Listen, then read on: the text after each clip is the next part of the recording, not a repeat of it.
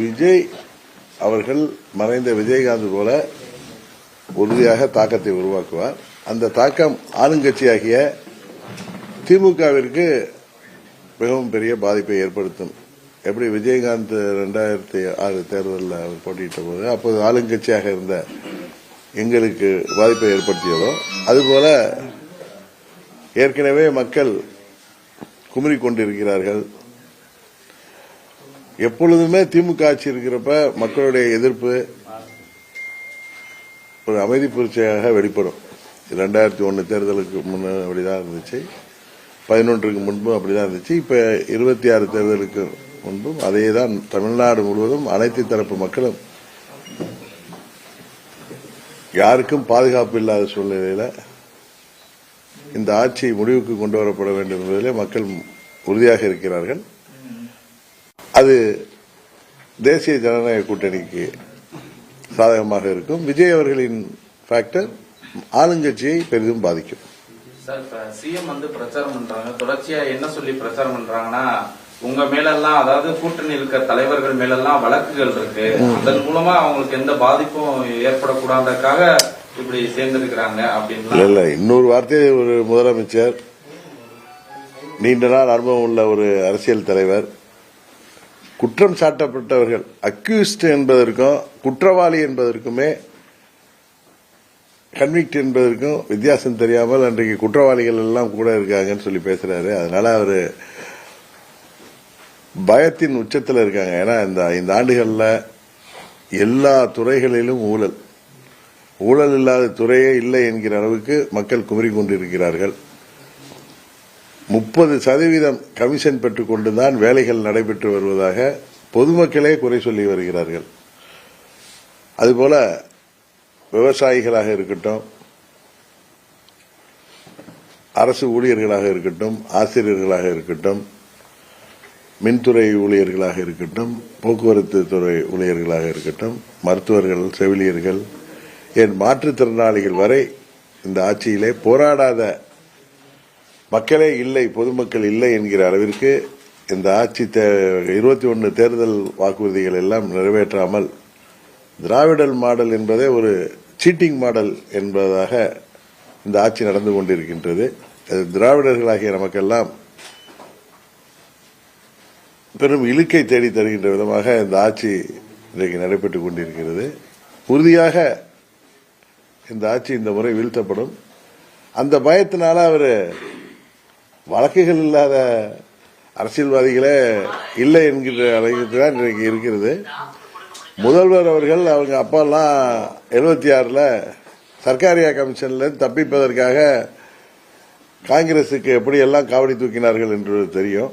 அதனால முதல்வர் பேசுவதை நாம் பெரிதுபடுத்த வேண்டாம் என்றால் தோல்வி பயத்தில் முதல்வர் அவர்கள் பேசி வருகிறார்கள். சார், இப்ப பெருசா என்ன சொல்றாங்கன்னா, இந்த பாஜக வேட்பாளர் பட்டியல்ல அண்ணாமலையோட பேர் இல்ல, குறிப்பா பலருக்கும் வாய்ப்பு தந்திருக்கிறாங்க, ஏன் அண்ணாமலைக்கு வாய்ப்பு தரல அப்படின்னு அது உங்களுக்கு இல்ல, என்னிடம் ஒரு 10-15 நாளைக்கு முன்னாடியே அண்ணாமலை பேசிய போது இந்த தேர்தலில் நான் போட்டியிடப் போவதில்லை, நான் எல்லா தொகுதிகளுக்கும் பிரச்சாரத்திற்கு செல்ல போகிறேன் என்றுதான் சொன்னாரு.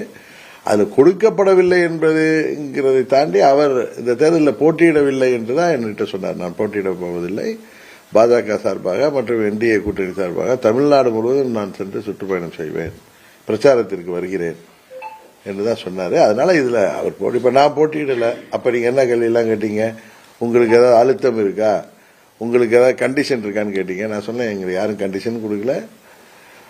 இன்னும் சொல்லப்போனா மத்திய உள்துறை அமைச்சர் அவர்கள் நீங்கள் தேர்தலில் போட்டியிட வேண்டும் என்றுதான் சொன்னார்கள். நானா தான் இந்த முடிவை எடுத்தேன்.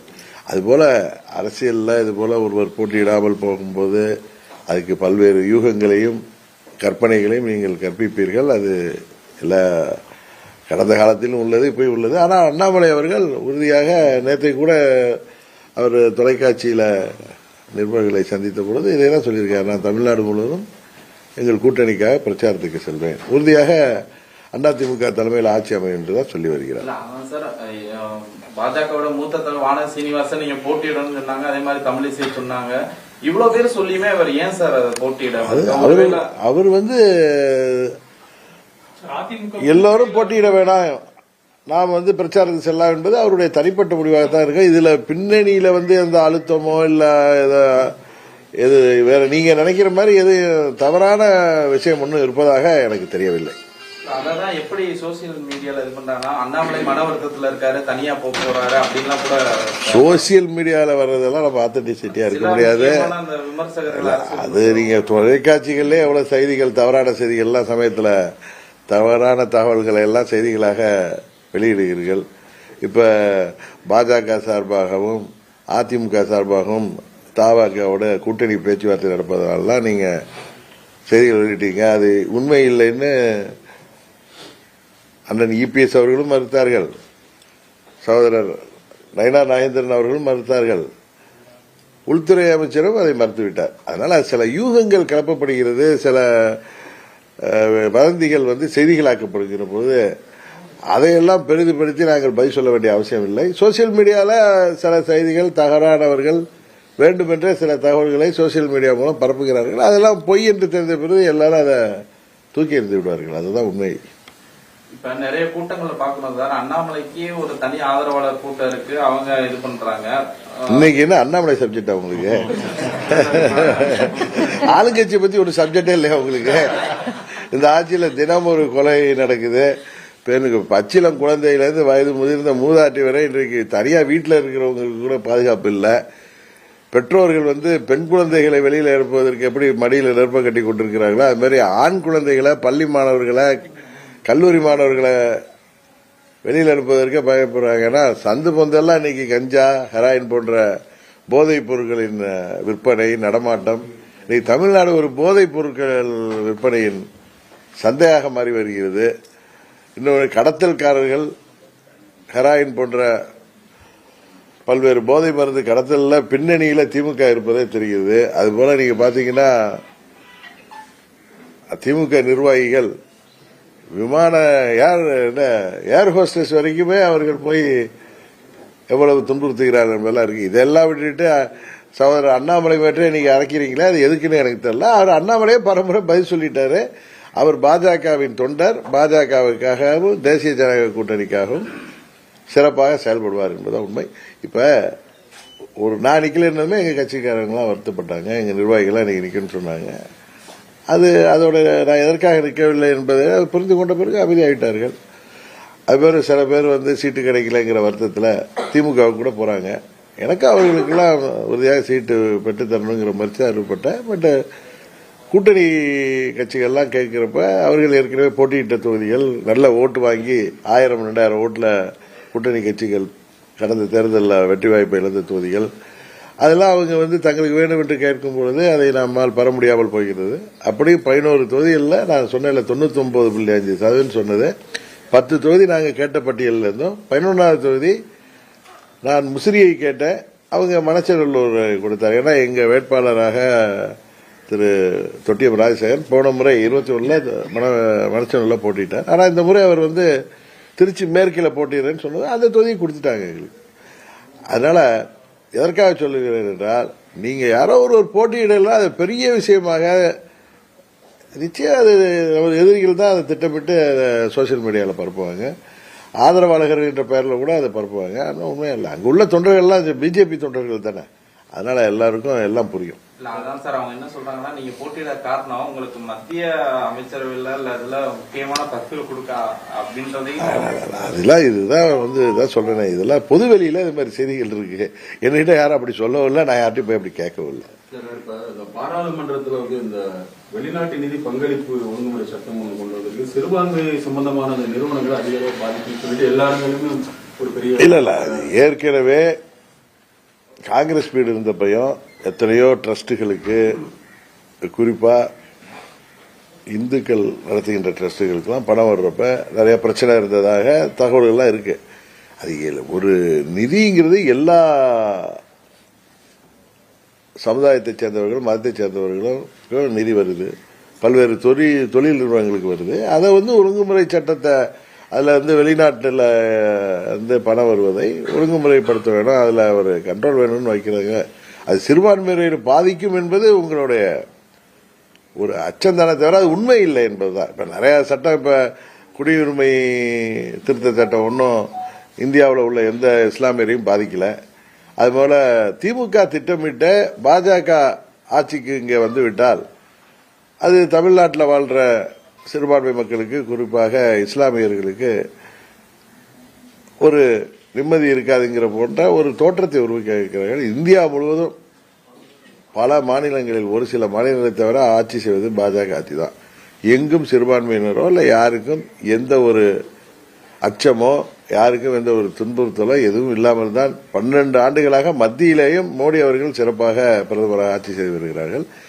இது பாஜகவை காட்டி சிறுபான்மையர் வாக்குகளை பெற வேண்டும் என்கிற அச்சத்தில் திமுக செய்கிற கோயபல்ஸ் பொய் பிரச்சாரம் தான். சார், இப்ப நிறைய திமுகலையும் அதிருப்தி, கூட்டணியில அதிருப்தியை பார்க்க முடியுது. அது மாதிரி அதிமுகலயே வேட்பாளர்கள் அதிருப்தி தெரிவிக்கிறத பார்க்க முடியாது. குறிப்பா தனபால் வந்து நான் சீட் கேட்டேன் எனக்கு கொடுக்கல அப்படின்னு சொல்றாரு. சாத்தூர்ல வந்து நான் சீட் கேட்டேன் ஆனா என்னை வந்து இங்க மாத்திட்டாங்கன்னு அந்த வேட்பாளர், அதிமுக வேட்பாளர், இப்படி அது பரவ இந்த தடவை தேர்தல் வந்து நிறைய இல்ல காலங்காலமா இருக்கு. இப்ப தொலைக்காட்சிகளும் சோசியல் மீடியாவும் ரொம்ப அதிகமாயிட்டதுனால இது போன்ற இது செய்திகளை பெரிதுபடுத்தப்படுகிறது. 2001 எனக்கு தெரிந்த அப்பொழுது சில பேர் தேர்தலில் சீட்டு கொடுக்கலன்னு அரசியல் விட்டு ஒதுங்கினார்கள். எனக்கு தெரிஞ்சு சில பேர் சுயேட்சையா போட்டிட்டு இருக்காங்க. இது காலகாலமாக எல்லா கட்சியிலும் நடந்து வர்றது தான். இப்ப வந்து மீடியா வெளிச்சம் அதிகமா இருக்கு. சோசியல் மீடியாங்கிறது வந்து இன்னைக்கு பட்டி தொட்டி எல்லாம் பரவி இருக்கிறதுனால இதெல்லாம் பெரிதுபடுத்தப்படுகிறது. மற்றபடி சில பேர் மாற்றுக் கட்சிக்கு சொல்வார்கள், அது எல்லா அணியிலும். சில பேர் ஆளுங்கட்சியா இருக்கிற திமுகவிலேயே நிர்வாகிகள் வந்து எனக்கு தெரிஞ்சு வீரபாண்டியில ஒரு ஒன்றிய செயலர் பதவியிலிருந்து விலகி இருக்கிறார், ஆளுங்கட்சியா இருக்கிறப்ப. அதுபோல இன்னும் கோயம்புத்தூர்ல எங்கேயோ ஒரு ஒன்றிய செயலாளர் பதவியிலிருந்து ராஜினாமா செய்திருக்கிறார். இது வந்து எப்பொழுதெல்லாம் தேர்தல் வரும்போது இது போன்ற நிகழ்வுகள் அங்கொன்று இங்கொன்று நிகழ்வது உண்மைதான். ஆனா அது வந்து அது வேட்பாளர் வெற்றியோ அது அந்த கட்சியின் வெற்றியோ என்றைக்கும் பாதித்ததில்லை. இன்னொன்னு அவர்களே கூட அதிர்ச்சி இருப்பவர்களே தேர்தல் இருங்க அதெல்லாம் சரியாகி விடுவாங்க. இதுதான் நாங்கள் இதுவரை பார்த்து வருகிற அனுபவம், எங்க அனுபவம் தான். உங்க சட்டசபை வருங்கிறாங்க, அந்த தேர்தல் பின்னாடி அதெல்லாம் நிறைய மாறும், கூட்டணியில் இருக்கவங்களும் அமைச்சராகிற வாய்ப்பெல்லாம் இருக்கும் அப்படின்லாம் கூட இல்ல அதாவது திருமாவளவன் அவர்கள் வந்து இன்றைக்கு தேர்தலில் போட்டியிடுவதற்கு அது ஒரு காரணமாக அவரே சொல்றார். ஒரு மாதிரி தேர்தலுக்கு பிறகு மாற்றம் வரும்னு ஆளுங்கட்சி கூட்டணியில் உள்ளவரே சொல்றார். எங்க கட்சி கூட்டணியில் உள்ளவங்க யாரும் அப்படியெல்லாம் சொல்லல. எல்லா கட்சிகளும் அதிமுக ஆட்சி வர வேண்டும் என்பதுதான் அம்மா மக்கள் முன்னேற்ற கழகத்தோடைய அறுதி பெரும்பான்மையோட அதிமுக ஆட்சி அமைக்க வேண்டும் என்பதுதான் எங்களுடைய விருப்பம். அதே நேரத்தில் தோழமை கட்சிகள் எப்படி இப்ப என்டிஏ கூட்டணியில எல்லாம் இடம்பெற மாதிரி அறுதி பெரும்பான்மை இருந்தும் அவர்கள்லாம் இடம்பெற வேண்டும் என்ற பிரியப்படுவது இயற்கை. அதெல்லாம் தேர்தல் முடிந்ததும் அதெல்லாம் சுமூகமாக அதெல்லாம் தீர்க்கப்படும். இன்னொன்று அதிமுக தலைமையில் தனிப்பெரும்பான்மையோட ஆட்சி அமையும் என்பதுதான் எங்களுடைய விருப்பம். சசிகலா ராமதாஸ் காம்பினேஷன்ல அவங்க ஏற்கனவே நிறைய தொகுதிகளில் வேட்பாளர்கள் அறிவிக்க பட்டியல் பண்ணிட்டே இருக்கு. இது உங்களுக்கான பாதிப்புகளை ஏற்படுத்தும், குறிப்பா தென் மாவட்டங்கள்ல பாதிப்பு ஏற்படுத்தும் நிறைய பேர் சொல்லியிருக்காங்க. நிறைய பேர் சொல்லலாம். ஆனா உண்மையா இந்த போட்டியே வந்து இந்த திமுக ஆட்சியை வீழ்த்த வேண்டும் என்கிற நோக்கத்தோடு மக்கள் வந்து மாற்று சக்தியாக அதிமுக தலைமையிலான இரட்டை இலை தலைமையிலான தேசிய ஜனநாயக கூட்டணிக்கு தான் வாக்களிப்பார்கள். அதனால இது போன்ற புதிய கட்சிகள் வரவுகளோ சில இடங்களில் வேட்பாளர்களோ பாதிப்பது போல் தோன்றும். ஆனா கடைசி நேரத்தில் பாத்தீங்கன்னா அது போன்று இருக்காது. எங்காவது அத்தி பூத்த மாதிரி ஏதோ ஒரு தொகுதியில பாதிப்பை ஏற்படுத்தலாம். அது வந்து தென் மாவட்டங்கள் இல்ல, வட மாவட்டம், தமிழ்நாடு முழுவதும் யாரோ சில சுயேட்சையா போடுறதுனாலயோ சில புதிய கட்சிகள் வரவாலோ சிலது நடக்கலாமே தவிர எங்களுக்கு தெரிந்த அமமுகவுக்கோ அதிமுகவுக்கோ பாஜகவுக்கோ இங்க புதிய நீதி கட்சி வேட்பாளருக்கோ அதுபோல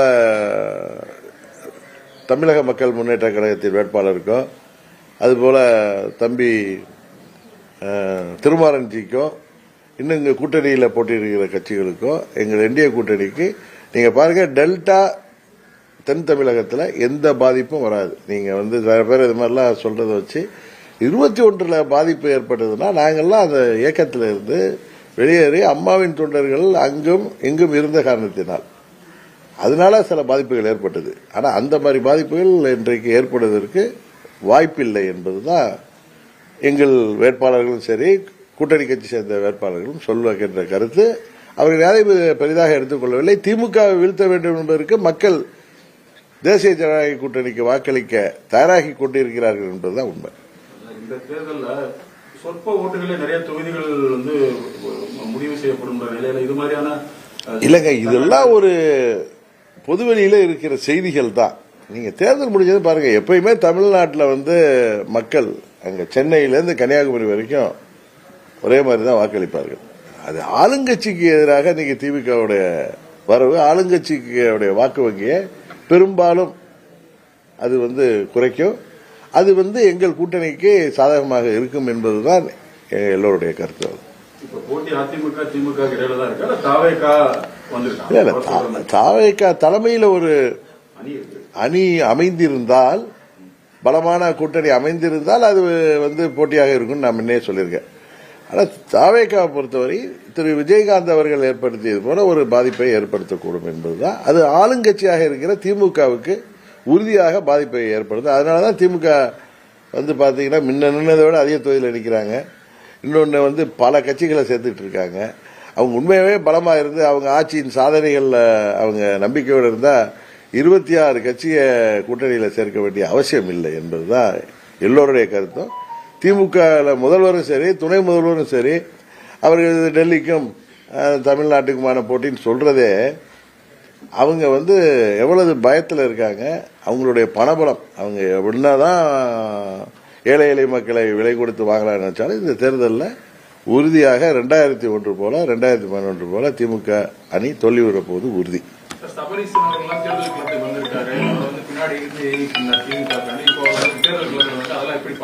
முதல்வர் குடும்பமே தான் இன்னைக்கு எல்லாத்தையும் இயக்குது. இதுல வந்து ஒரு சபரீசன் இல்ல, அது மாதிரி அங்க பல மாரிசன்கள்லாம் இருக்காங்க. எல்லாருமே அவங்க எப்பயுமே அந்த குடும்பம் தான் இன்றைக்கு அந்த கட்சி இயக்கி ஆட்சியை அவர்கள் பிடியில தானே இருக்குங்கிறது எல்லாருக்கும் தெரிஞ்ச விஷயம் தானே. அதுக்காக தானே மக்கள் அதற்கு எதிராக ஒரு குடும்ப ஆட்சிக்கு எதிராக இந்த முறை வாக்களிக்க இருக்கிறார்.